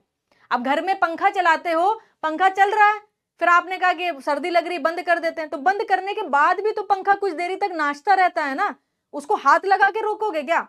अब पंखे को तो तुम रोक भी लोगे, इतनी स्पीड से नहीं रन कर रहा है, मगर टरबाइन में हाथ डाला तो हाथ नहीं बचेगा भैया। ठीक है, केसिंग, जिन्होंने भी केसिंग आंसर दिया है इसका मतलब है वो दिमाग से ही सोच रहे हैं, अपने घुटनों से नहीं सोच रहे हैं। ठीक है, दिमाग आप अभी भी उनका यहीं पर ही है, घुटनों में नहीं पहुंचा है। भाई यहां पर भी आपको हाइड्रोलिक फंक्शन दिख रहा है, ये भी हाइड्रोलिक फंक्शन कर रही है, यहां पर भी हाइड्रोलिक फंक्शन दिखेगा, सिर्फ केसिंग ही एकमात्र ऐसा पोर्शन है जो कोई भी हाइड्रोलिक फंक्शन नहीं कर रहा है। ठीक है, सडन रोकने की जरूरत नहीं पड़ी, सडन रोकने की जरूरत नहीं पड़ी, रोकना चाहते हैं आप। क्या चाहते हो कि हमने अगर ये इसको स्टॉप कर दिया है, टरबाइन को नाचने दें? नाचो नाचो है, नाच नाच के सैंडल तोड़वा दें टरबाइन की, क्या चाहते हो बताओ? क्या चाहते हैं आप कि फ्लो रोक के जो टरबाइन नाच रही है, कई मतलब कई कई आरपीएम से 1500 2000 1000 आरपीएम पर अगर नाच रही है तो क्या चाहते हो, टरबाइन की नाच नाच के sandal तोड़वा they?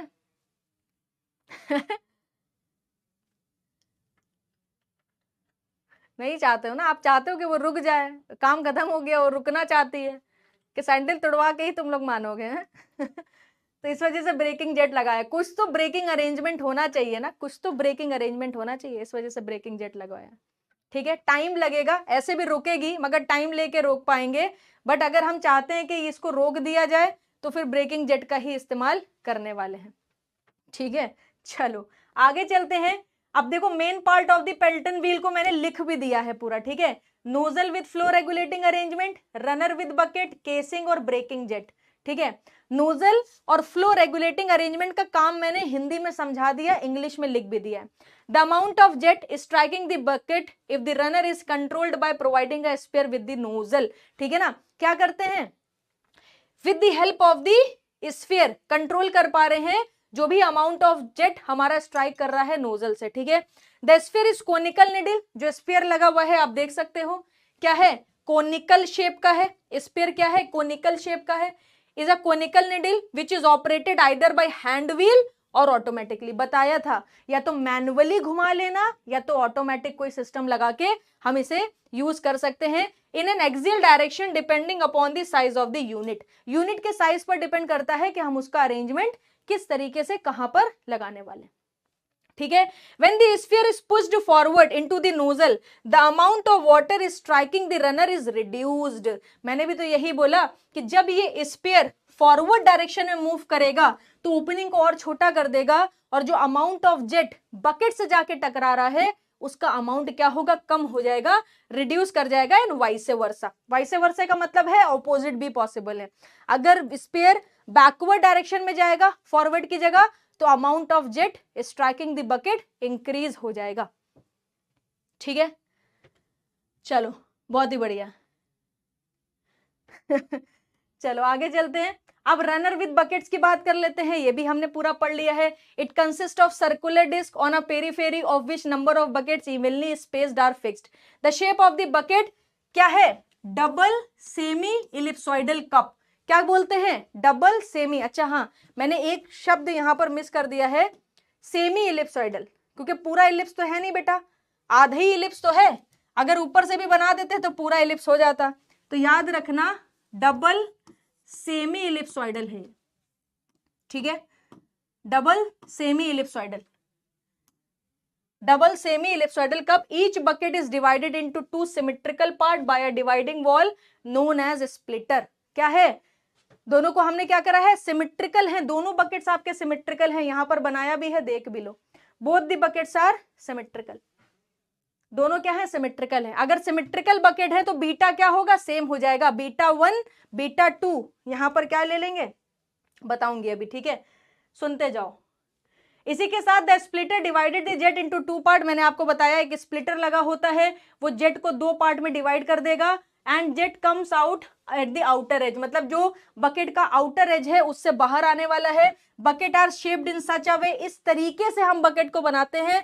The jet get deflected through 160 to 170 degree.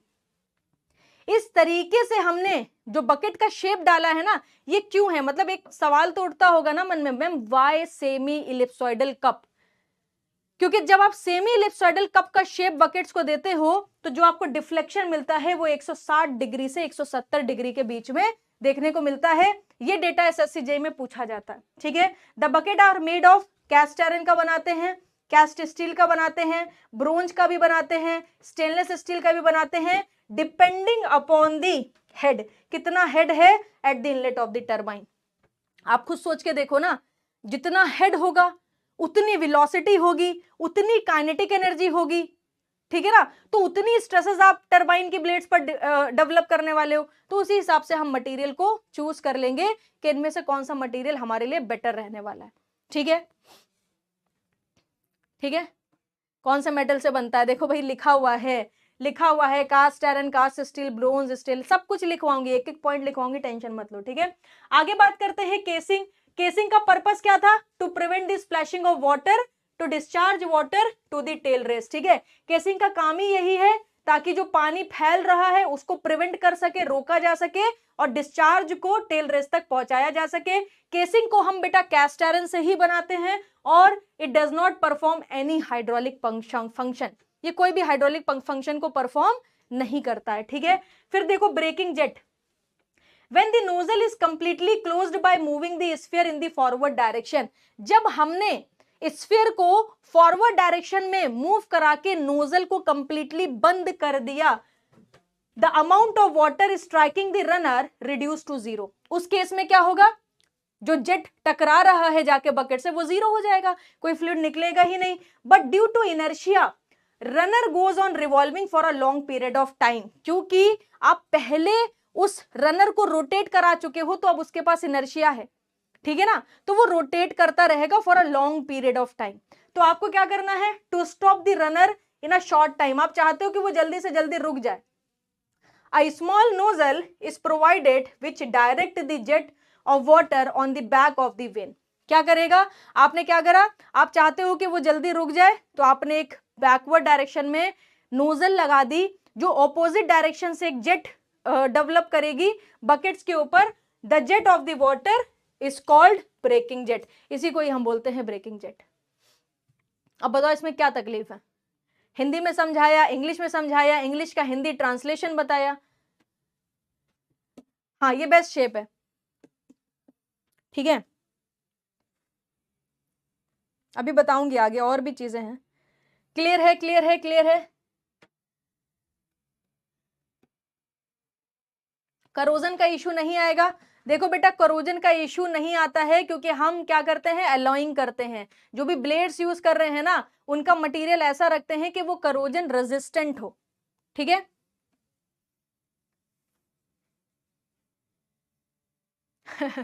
कह रहा बच्चा कुछ लोग तो ऐसे हैं जिनको अभी तक डीपीपी नहीं मिला है। भाई सही बोला तुमने मेरा दिल जीत लिया, ठीक है। सारी एफएम की 28-29 क्लासेस थी, हर क्लास में बताया था डीपीपी डीपीपी पीडीएफ में, आखिर तक बच्चों को नहीं मिली, ठीक है। अब आप सोचो कि कैसे पढ़ाना आसान है, आसान नहीं है आप लोगों को पढ़ाना, बहुत मुश्किल है, बहुत मुश्किल।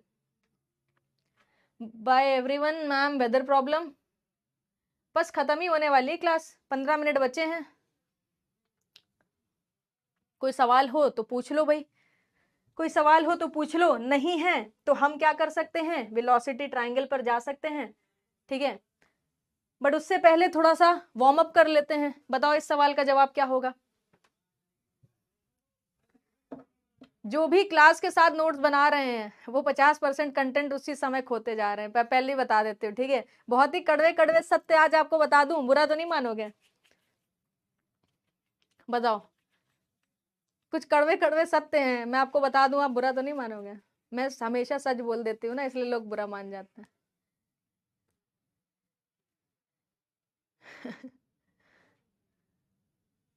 सही बात है। हाँ स्प्लिटर क्या होता है, एक एक एक एक नुकीला यहाँ पर इस तरीके से बेसिकली फ्लूइड को डायरेक्शन देने के लिए यहाँ पर लगा होता है स्प्लिटर, ठीक है। ये फ्लूइड की जो जेट आ रहा है ना उसको दो भागों में स्प्लिट कर देता है, कुछ इधर चला जाएगा कुछ इधर चला जाएगा, ठीक है। बता दो, कुछ बच्चे बोल रहे मैम नहीं बताना।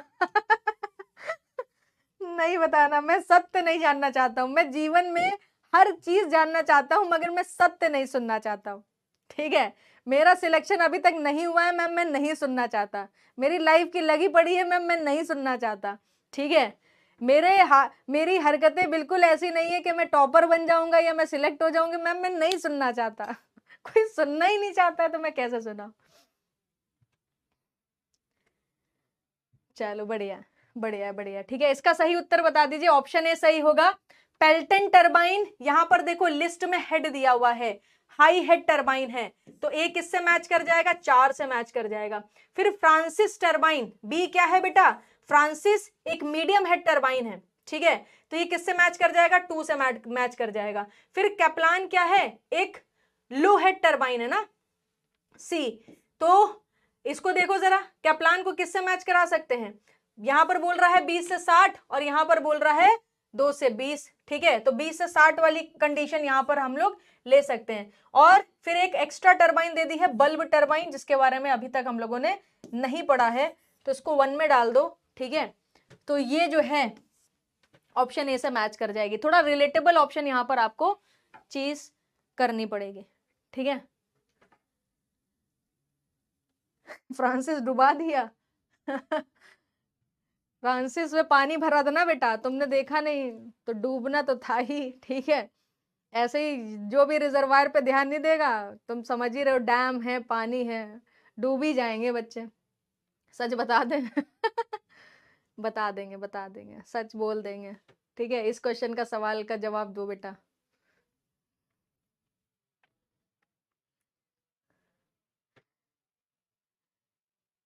देखो 8-9 घंटा अगर आप पर डे के हिसाब से क्लासेस कर रहे हो, वो भी ऑनलाइन में, बहुत ज्यादा है, मत करो। अपने हिसाब से गोल बनाओ, ठीक है। जर्नी थोड़ी लंबी है क्योंकि सिलेबस थोड़ा ज्यादा है, समय लगेगा, ये बात मान लो, ठीक है। जितनी जल्दी मान लोगे उतना आप खुद को आराम दे दोगे। मतलब आप जो भागे भागे हो ना, जो एक पेन फील कर रहे हो, वो पेन नहीं होगा, काम करने में मजा आएगी, पढ़ाई करने में मजा आएगी, वो गायब है यहां से। इस समय पर पता है क्या है, मैं आपको बताऊं, आप इतनी क्लासेस से होके गुजर रहे हो कि आप हाइड्रोलिक मशीन की क्लास के टाइम पर भी आपका दिमाग उतना एक्टिव है ही नहीं, उतना मूड आपका है ही नहीं कि आप सही सवाल पूछो। आप बस क्या कर रहे हो, फॉर्मेलिटी, 2 घंटा खत्म, 3 घंटे की क्लास खत्म, फाइनली मैंने आज 9 घंटे की क्लास कर ली। अरे आप ये देखो 9 घंटे से सीखा कितना, ठीक है। टाइम कम है डेफिनेटली, इसी वजह से तो कह रहे हैं सही टाइम डिस्ट्रीब्यूशन डिसाइड करो कैसे करना है। कैप्लान टरबाइन क्या है, रेडियल है, टेंजेंशियल है, एक्सियल है, या मिक्स्ड फ्लो है? कौन सी टरबाइन है? देखो फ्रांसिस एंड फॉर्निरॉन तो रेडियल थी, कैप्लान प्रोपेलर क्या थी, एक्सियल टरबाइन थी, ठीक है। ऑप्शन सी इससे मैच कर जाएगा, एक्सियल टरबाइन है, ठीक है। चलो आगे चलते हैं। Next question, if there is no loss in the turbine then the blade efficiency is equal to. अगर टरबाइन में कोई भी लॉस नहीं है तो ब्लेड एफिशिएंसी किसके बराबर होगी?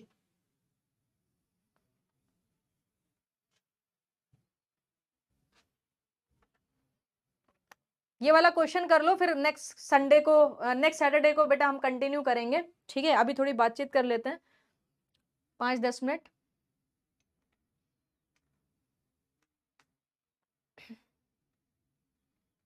एक बच्चा लिख रहा है क्वांटिटी मैटर, तुमसे हम सिलेक्शन के बाद बात करेंगे, ठीक है। और सॉरी एग्जाम के बाद, अक्टूबर के बाद बात होगी। जितने भी ये बोल रहे हैं ना क्वांटिटी मैटर्स मोस्ट, उनसे मैं एग्जाम के बाद बात करूंगी।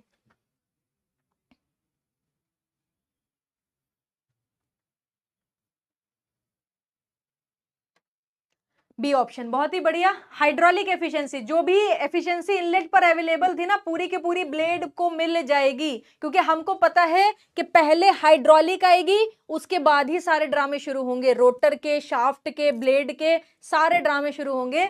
तो अगर कोई लॉस ही नहीं है तो हाइड्रोलिक एफिशिएंसी ही ब्लेड तक पहुंच जाएगी, ठीक है ना। ठीक है, ये क्वेश्चन अभी रोक देते हैं, ये भी क्वेश्चन अभी नहीं कर पाओगे, ठीक है। तो आज के सेशन में इतना ही रखते हैं, क्योंकि मात्र 10 मिनट बचे हैं और हमारे पास अब शुरू करने को है वेलोसिटी ट्रायंगल और सारी की सारी technical analysis of the Pelton turbine. तो वो आज की क्लास में तो हो नहीं पाएगी, ठीक है। तो नेक्स्ट संडे को नहीं, सैटरडे को कंटिन्यू करेंगे बेटा। थोड़ा सा आपको बता देते हैं इन सारी चीजों के बारे में, ठीक है। कल संडे है बट कल फिर से कंस्ट्रक्शन वर्क है, तो कल हमारी क्लास कंटिन्यू नहीं हो पाएगी। क्लास होगी आपकी सैटरडे को, और फिर उसके बाद होपफुली हमको जो नेक्स्ट वीक है उसका सैटरडे संडे दोनों ही मिल जाएंगे, ठीक है। अब बात करते हैं क्वांटिटी और क्वालिटी की। तो मैं आपको एक चीज बता दूं, आप बहुत सारा पढ़ लो बट एग्जाम में अगर आप ध्यान ही नहीं है आपको सारी चीजें, तो आप फिर कैसे परफॉर्म करोगे, आंसर कैसे निकालोगे क्वेश्चन के, ठीक है। मान लो 2 बच्चे हैं, एक बच्चा 10 सब्जेक्ट पढ़ के चला गया, एक बच्चा 5 सब्जेक्ट पढ़ के चला गया। जो 10 सब्जेक्ट पढ़ के गया है वो उसको याद ही नहीं आ रहा, कोई भी सब्जेक्ट का कोई फॉर्मूला याद नहीं आ रहा, मगर जो 5 सब्जेक्ट पढ़ के गया है वो पांचों सब्जेक्ट के फॉर्मूला भी उसको याद है, पांचों सब्जेक्ट के डेरिवेशन याद है, सारा कंसेप्ट याद है, तो वो ज्यादा बेटर परफॉर्म कर पाएगा, ठीक है। अब एक चीज ये भी है, 10 सब्जेक्ट पढ़ लिए, प्रैक्टिस रिवीजन नहीं है, सिलेक्शन उसका भी नहीं होना है। 5 सब्जेक्ट जो पढ़ के गया है, सिलेक्शन उसका भी नहीं होना है, क्योंकि 5 सब्जेक्ट से सिलेक्शन होगा ही नहीं, ठीक है। तो एक चीज ये समझने की कोशिश करो, अगर आप बहुत बिगिनर हो, आप पहली बार लाइफ में प्रिपरेशन कर रहे हो, सारे सब्जेक्ट को पहली बार देख रहे हो, तो आपके लिए ये जो 6 मंथ 5 मंथ प्रिपरेशन है ना, ये वर्क नहीं करेगी। इनिशियल बेस एक चाहिए होता है, तभी जाके आप कुछ अच्छा परफॉर्म कर सकते हो, ठीक है। दूसरी चीज, सपोज कर लो आप कोशिश कर रहे हो कि मैम नहीं मुझे करना है, मैं विलिंग हूं करने के लिए, ठीक है, तो फिर आप क्या करो, अगर नंबर ऑफ सेशन ज्यादा हैं, try to follow some of the lectures in recorded form, ठीक है। रीजन क्या है, रिकॉर्डेड फॉर्म के जो लेक्चर होंगे वो जल्दी कवर होंगे कंपेयर टू लाइव, आप उससे थोड़ा टाइम बचा लोगे। वो जो टाइम बच रहा है, या तो आप एक पावर नैप में उसको यूज कर सकते हो, या तो आप क्या कर सकते हो, अगर आपको पावर नैप की रिक्वायरमेंट नहीं है, आप प्रैक्टिस कर लो, आप एक टेस्ट दे दो, ठीक है।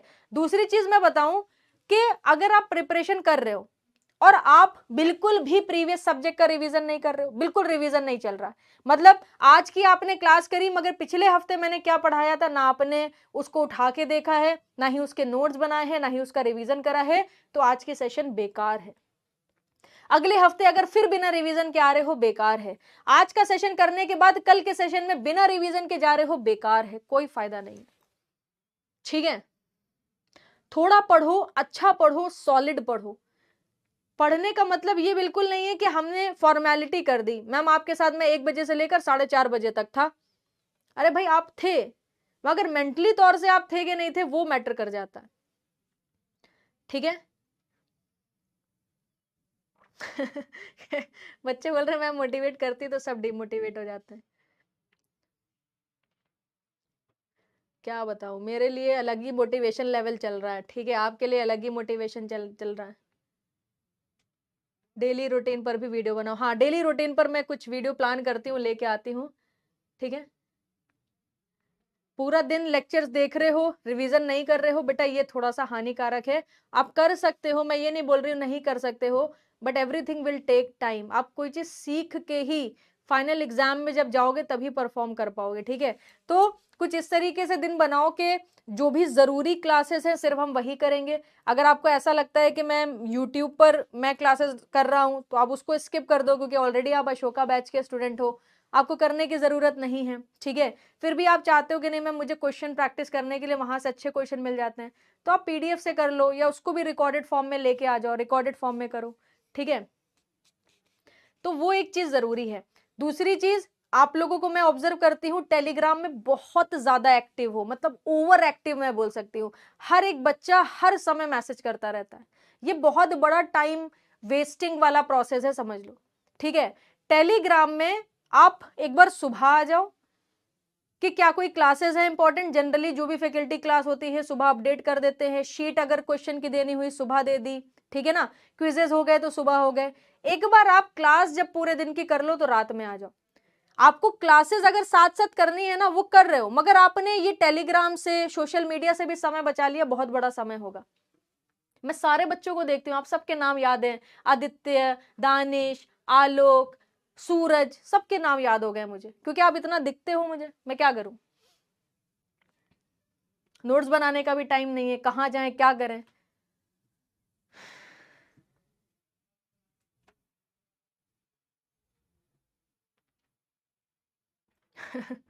अनन्या कह रही है मैं चलती हूँ, मेरा दिल टूट गया है। नोट्स भी नहीं बना रहे हो, बताओ, no revision, no notes making, don't have time to solve the DPPs, भाई कर क्या रहे हो, कर क्या रहे हो।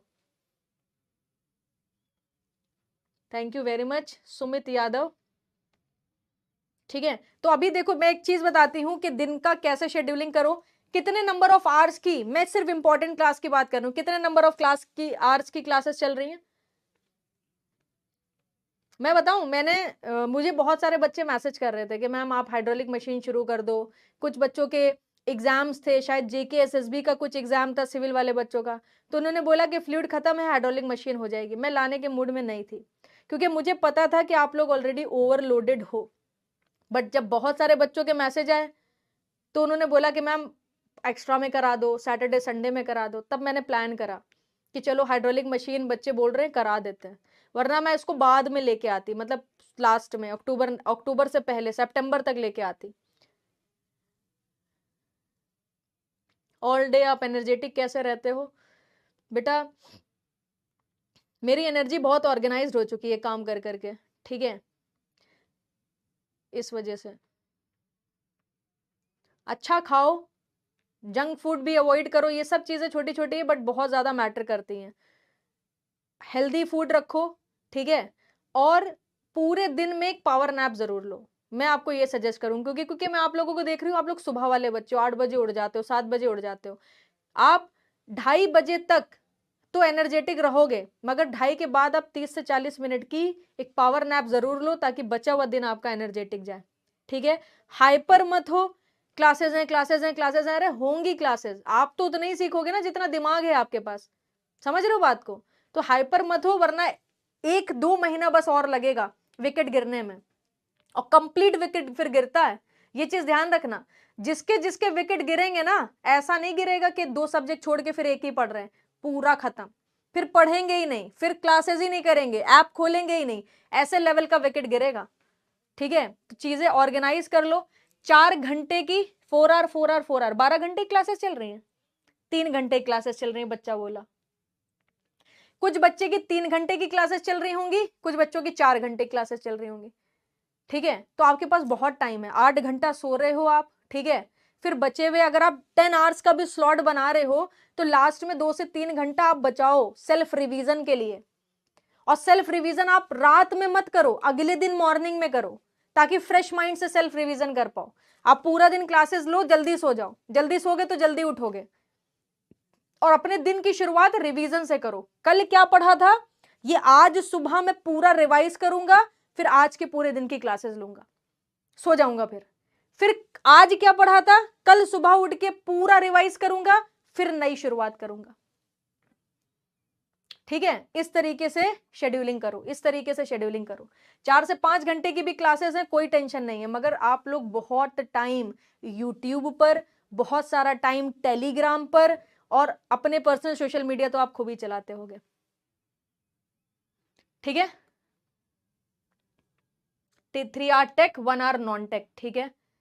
5 आवर 30 मिनट क्लास चल रही है, 5 घंटा, ये मेरे ख्याल से बैच बी और सी की चल रही होगी, 5.5 घंटा है, फिर भी 8 घंटे की भी शेड्यूलिंग कर रहे हो, तब भी आपके पास 2.5 घंटा एक्स्ट्रा बच रहा है। 8 घंटे की शेड्यूलिंग करो, बहुत है, ठीक है। आई थिंक संडे वगैरह ज्यादातर क्लासेस होती नहीं है, वो मैंने अभी शुरू कर दिया, मगर संडे हुई तब भी नहीं है, नाम हो गया है सैटरडे संडे क्लास, मगर कोई भी संडे अभी तक मैंने क्लास नहीं ली है, सिर्फ सैटरडे क्लासेस चल रही है, ठीक है। सेमेस्टर एंड क्लास साइमल्टेनियसली में बहुत प्रेशर है, होगा भाई, होगा। अगर मैं भी जिस दिन सोच लूँ ना कि मुझे पढ़ाना है और मुझे साथ साथ जो है मतलब डबल डबल पैसे चाहिए, तो वो जो डबल पैसे करने के लिए, जो एक्स्ट्रा पैसे के लिए एक्स्ट्रा काम में फंस जाऊंगी ना, मैं सोचूं यार मैं टीचिंग भी कर रही हूँ, साथ में एक दुकान भी खोल लेती हूँ मोमोज की, ठीक है। मैं करूंगी क्या, पढ़ाऊंगी 5 से 7 बजे तक, 7 बजे फटाफट जाऊंगी मोमोज के ठेले पे, और 100 रुपये प्लेट, 100 रुपये प्लेट, अगर मैंने 10 प्लेट भी बेच दी दिन भर में, तो 1000 रुपये आ जाएंगे, 500 का लागत लग गई, 500 बच गए, महीने के 15,000 और बचेंगे, तो वो भी मैं एक काम पकड़ लूँ, ठीक है। फिर मैं सोच लूँ यार ऐसा करते हैं, स्टेशनरी की शॉप भी खोल लेते हैं, सुबह 2 घंटा स्टेशनरी शॉप खोलेंगे, सुबह ही बच्चे स्कूल जाते हैं, कॉपी पेन जो भी लेना होगा लेते हुए चले जाएंगे, वहां से 20,000 आ जाएंगे, ठीक है। तो ऐसे करके फिर क्या होगा, होगा कुछ नहीं, सिर्फ परेशानी होगी। तो सेमेस्टर चल रहे हैं तो सेमेस्टर पर भी ध्यान दो, लास्ट में बिल्कुल किसी भी चीज को मत छोड़ो। अगर आप शुरुआत से पढ़ाई कर ही नहीं रहे हो और लास्ट में जाके आपको ध्यान आ रहा है आप तो सेमेस्टर सर पर आ गए, तो वो भी चीजें नहीं हो पाएंगी। टाइम तो लिमिटेड ही है ना, 24 ही घंटा है। सेमेस्टर, अपनी खुद की लाइफ, क्लासेस, जेई बनने का सपना, सबको बैलेंस करना। तो दिमाग लगा के अपने हिसाब से, सबकी सिचुएशन अलग है, अगर मैं कोई एक प्लान भी लेके आती हूँ ना, सब उसको फॉलो नहीं कर सकते। कोई मैं सुबह 7 बजे का प्लान बना दूंगी, अब कोई बच्चा सुबह 3 बजे तक पढ़ता है, तो वो 7 बजे वाला मेरा प्लान ज्वाइन कर पाएगा क्या? नहीं कर पाएगा ना, वो कहेगा मैम मैं तो 3 बजे उठ रहा हूँ, और आप बोल रहे हो कि 3 बजे मैं सो रहा हूँ, और आप बोल रहे हो कि 7 बजे से अपनी पढ़ाई जो है वो शुरू करो। सोचो। तो खुद से खुद के रूटीन बनाओ, अननेसेसरी चीजें कम कर दो, अदर फ्रेंड जो एक इंटरेक्शन आपका है वो कम कर दो, जितना जहां पर जरूरी है बस वहां पर उतना ही जाओ, वापस आ जाओ। टेलीग्राम पे उतना ही रहो जितना जरूरी है, बाकी अपने दिन भर की पढ़ाई पे ध्यान दो बस। ठीक है, मैं कोशिश करती हूँ कि सिर्फ सैटरडे क्लास ही चलती रहे और यही 3 घंटा कर करके हाइड्रोलिक खत्म कर लेंगे। ठीक है, संडे एक्स्ट्रा प्रेशर नहीं बनाऊंगी, स्पेशली मैं। पर्सनल लाइफ अभी मत ढूंढो, ठीक है, कुछ टाइम पीरियड तक पर्सनल लाइफ पर्सनल रहती नहीं है, ठीक है, किसी की भी, not even you, including me also, including everyone. तो इस समय सिर्फ और सिर्फ एक लाइफ होती है कि करियर बनाना, अब उसी पर ही आपको सुबह से लेकर रात तक मेहनत करनी है। इस समय पर्सनल नाम की कोई चीज होगी नहीं, जब 1-2 साल गुजर जाएंगे, आप सेटल हो जाओगे, तब आपकी पर्सनल लाइफ शुरू होगी। ठीक है, ठीक है, ठीक है, मैं कुछ कोशिश करती हूँ कुछ टाइम टेबल लाऊं।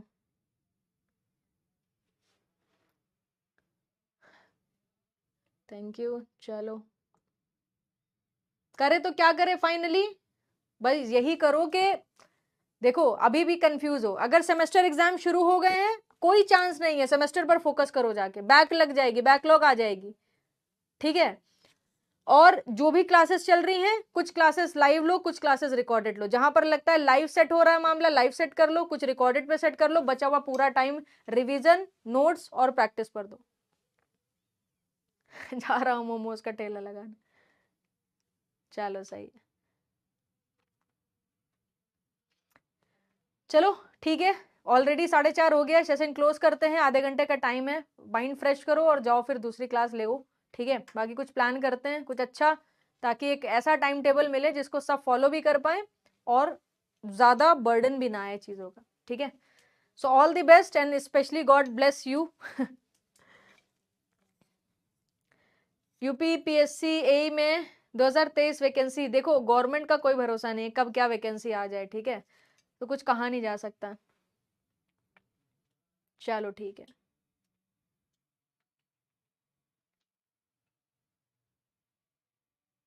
रिवीजन के टाइम पे ही नोट्स बना लिया करो। आप क्या करो ना, नोट्स का पूरा काम रिवीजन के साथ जोड़ दो, क्लास हो गई, अगले दिन मॉर्निंग में रिवीजन करना है, आपने फैकल्टी के नोट्स ओपन करे, अपने नोट्स भी बनाते जा रहे, आप अगर अगली मॉर्निंग अपने नोट्स बना रहे हो ना, कुल मिला के आप रिवीजन ही कर रहे हो, तो रिवीजन और नोट्स मेकिंग कनेक्ट कर दो। चलो ठीक है, चलो बेटा अभी सेशन को क्लोज करते हैं, thank you very much, good bye, take care, मिलूंगी आपसे नेक्स्ट वीक सैटरडे, और कोशिश करेंगे कि सिर्फ सैटरडे ही हमारी क्लासेस होते रहे, उसी में ही हाइड्रोलिक मशीन खत्म हो जाए। Till then good bye, take care.